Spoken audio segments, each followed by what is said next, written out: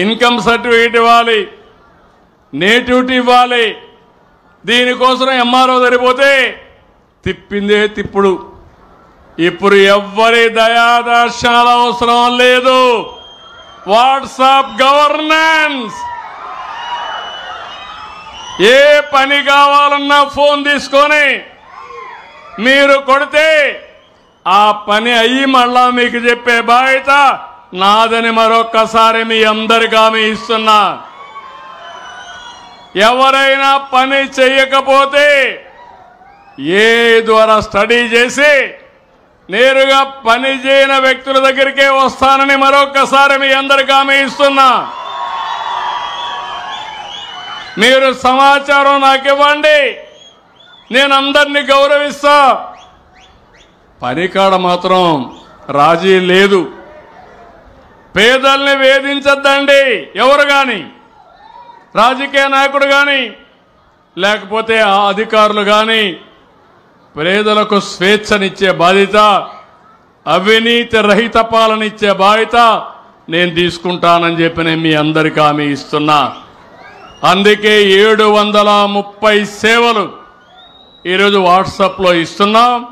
ఎంతమంది వాడుకున్నారు? చేలు పైకెత్తండి.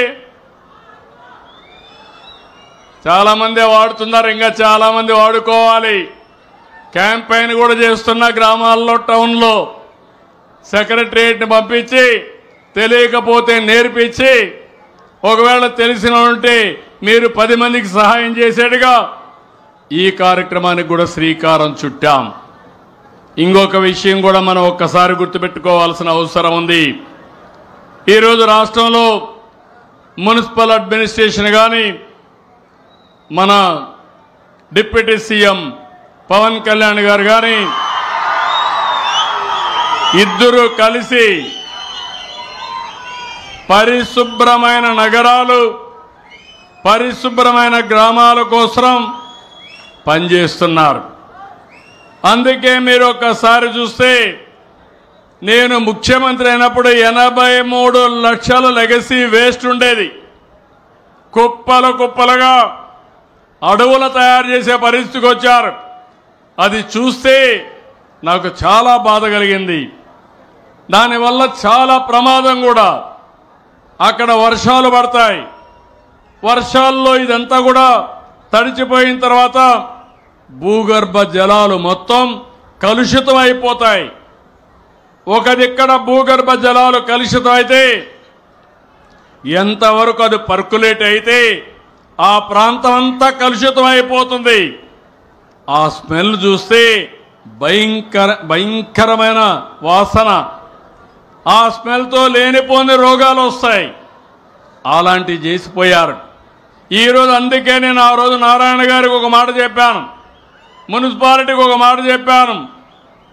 అక్టోబర్ 2 గాంధీ జయంతి నాటికి 100% లెగసీ వేస్ట్ తీయాలని చెప్పాను. మొత్తం తీసిన ఘనత ఈరోజు నారాయణ గారికి, ఆ డిపార్ట్మెంట్కి దక్కిందని చెప్పి నేను మీకు తెలియజేస్తున్నా. గట్టిగా చప్పట్లు కొట్టి అభినందించండి ఇలాంటి మంచి పని చేసినప్పుడు. పారిశ్రామిక శానిటేషన్ కార్మికులు, మున్సిపల్ శాఖ ఉద్యోగులు, అధికారులు, కమిషనర్లు చాలా బాగా పనిచేశారు. Good job. ఈరోజు కూడా నేను ఒక చిన్న పని ఇచ్చి వచ్చా.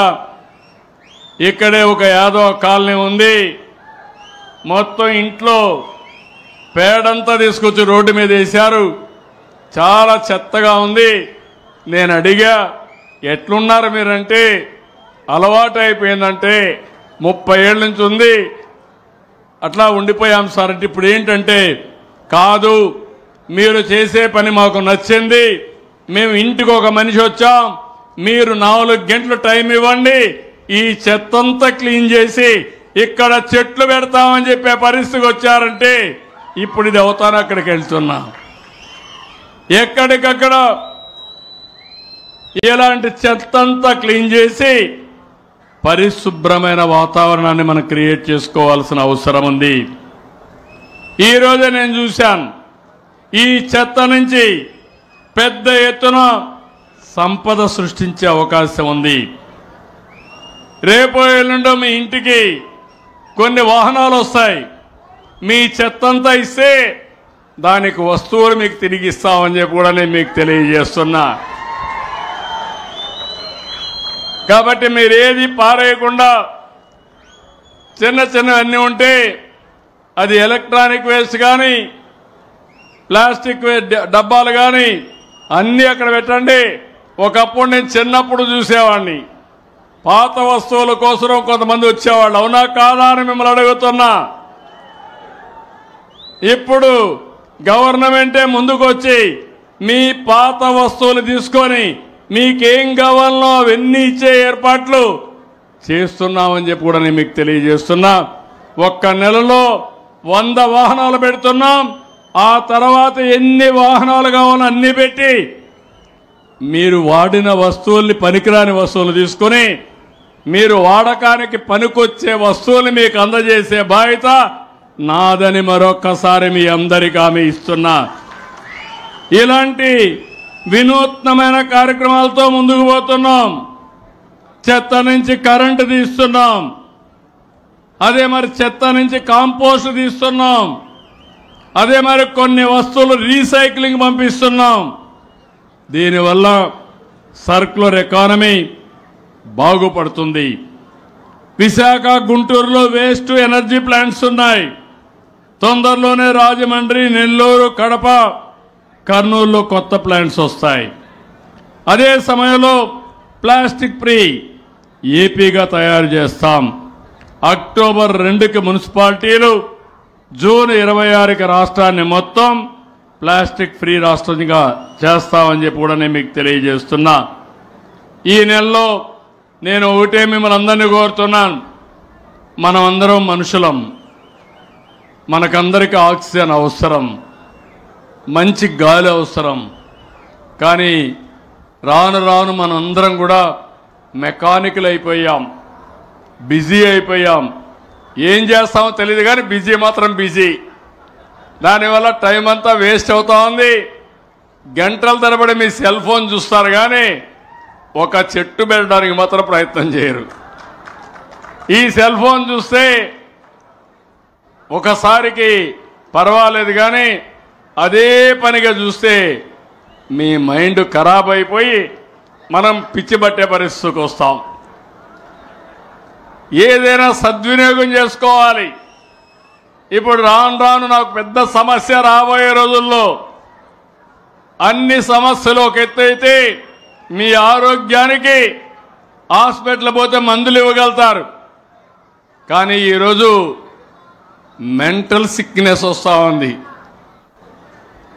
అంటే చాలామంది, కొంతమందికి పుట్టుకతో వస్తుంది, కొంతమందికి ఇలాంటి టెన్షన్ పెట్టుకొని టెన్షన్లో ఏదంటే చేసే పరిస్థితికి వస్తారు. దీనివల్ల కూడా పెద్ద ఎత్తున సమస్యలు రాబోతున్నాయి.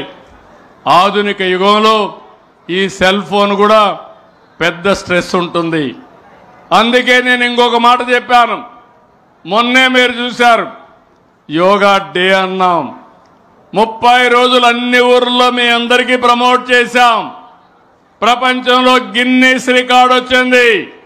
3,20,000 మంది విశాఖపట్నంలో తెల్లవారు